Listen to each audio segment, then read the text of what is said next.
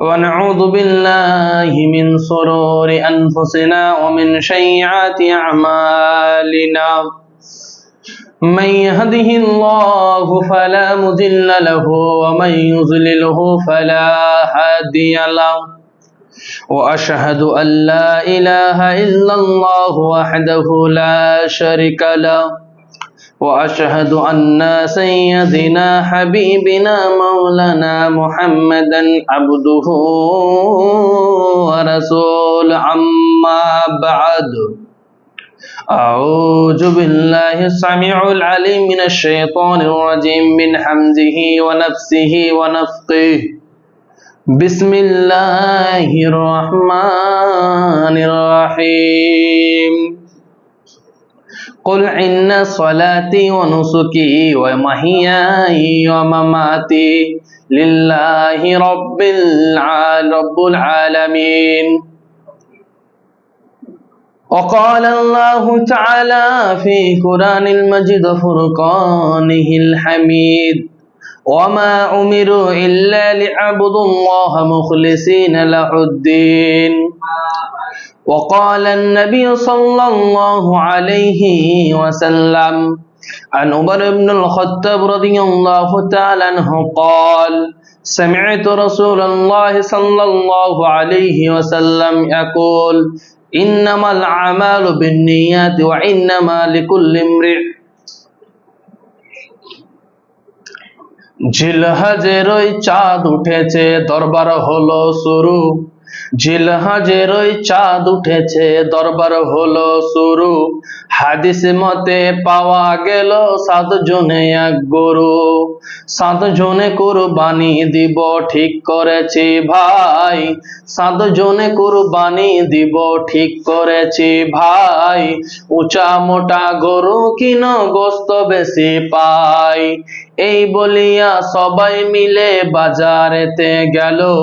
এই বলিয়া সবাই মিলে বাজারেতে গেল উঁচা মোটা গরু দেখে কুরবানি কিনিল ঈদের নামাজ পড়ে এসে জবাই করলো গরু ঈদের নামাজ পড়ে এসে জবাই করলো গরু সেখান থেকে কেবল বাপু ঝগড়া হলো শুরু সলিমুদ্দির চোখ ইশারায় কলিমুদ্দির বলে সলিমুদ্দির চোখ ইশারায় কলিমুদ্দির বলে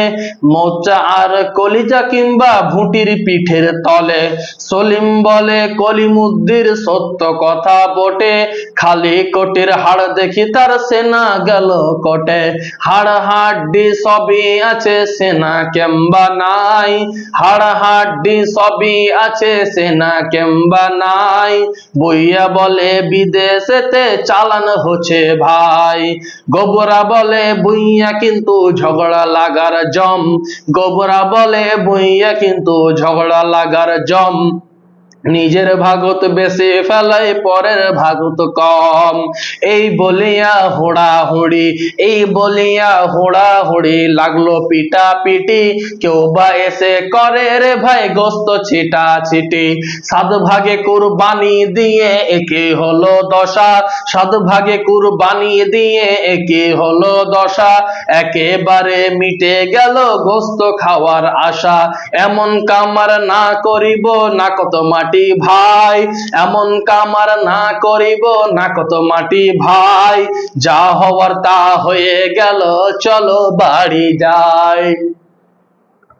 শ্রদ্ধেয় আজকে যারা অনলাইনের মাধ্যমে আমার এই ভিডিও লাইভ দেখছেন এক আমার official channel YouTube Ajmal Islamic TV এছাড়া অন্যান্য চ্যানেল যেগুলি আছেন যারা যেখান থেকে দেখছেন ফেসবুক ইউটিউব থেকে প্রশংসা মাত্রই সে আল্লাহর যে আল্লাহ আজকে আমাকে বলার আপনাদেরকে শ্রবণ করার তৌফিক দান করেছেন সেই মহান আল্লাহর দরবারে শুকরিয়া জ্ঞাপন করি একবার প্রাণ খুলে দিল খুলে মুহাব্বতের সাথে জড়িয়ে সরি বলি আলহামদুলিল্লাহ দরুদ ও সালাম বর্ষিত হোক শায়রকারে কায়নাত তাজদারে মাদানী নবী কুল শিরোমণি ইমামুল আম্বিয়া নবীল কিবরিয়া নবী মক্কি নবী মাদানী নবী আহমদ নবী মুহাম্মদ মুস্তাফা পড়েন সাল্লাল্লাহু আলাইহি ওয়াসাল্লাম তার প্রতি লক্ষ কোটি দুরুদ ও সালাম শান্তির ধারা বর্ষিত হোক আমিন আল্লাহুম্মা সাল্লি আলাইহি আল্লাহুম্মা বারিক আলাইহি মহতারাম ভাই, আজিজ বুজুর্গ দোস্ত, ভূমিকা লম্বা করব না। আজকে আপনাদের মাঝে যে বিষয়টি নিয়ে এসেছি সেই বিষয়টি আরাফার দিনের রোজা সম্পর্কে কিছু কথা বলবো। কখন রাখবেন এবং কটা রাখবেন এবং তার ফজিলত, এই কয়েকটি কথা বলে আমি তারপরের বিষয় আমার আজকে বক্তব্য পাঠ হবে দুইটি। এক, আরাফা দিনের রোজা, আরাফার দিনের রোজা সম্পর্কে কিছু কথা বলবো ইনশাআল্লাহুল আজিজ, ওমা তৌফিক ইল্লা বিল্লাহ। নাম্বার দুই, কুরবানিকে নিয়ে কিছু কথা। আমাদের সামনে পরশুদিন কুরবানির ঈদ, এই ঈদকে নিয়ে কিছু কথা বলবো, আমার আল্লাহ যদি আমাকে তৌফিক দেন। তো সম্মানিত উপস্থিতি, আমি আপনি সকলেই জানি আরবিতে মাস হলো 12টি। যেরকম আমরা ইংরেজিতে January, February, March, April, May, June, July, August, September, October, November, December, বাংলাতে বৈশাখ, জ্যৈষ্ঠ, আষাঢ়, শ্রাবণ, ভাদ্র, আশ্বিন, কার্তিক, অগ্রহায়ণ, পৌষ, মাঘ, ফাল্গুন, চৈত্র, যেরকম 12টি মাস বাংলায়, অনুরূপ ভাবে 12টি মাস ইংরেজিতে, অনুরূপ ভাবেই 12টি মাস আরবিতে, তার একটি মাসের নাম হলো যুলহিজ্জা।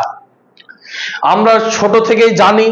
আমাদের ছোট থেকে বললে ভুল হবে, আমাদের আদি পিতা আদম আলাইহিস সালাতু ওয়াস সালাম যখন থেকে সৃষ্টি তখন থেকে 12টি মাস, এবং এই কুরবানির যে মাস আমরা জানি যুলহিজ্জা মাসে 10 তারিখ কুরবানি, এটা কুরবানির মাস আমরা সকলেই জানি, 10 যুলহিজ্জা কুরবানির দিন।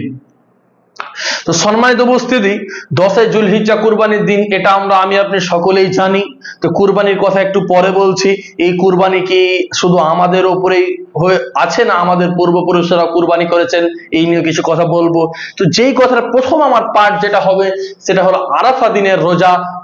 কদিন রাখবেন এবং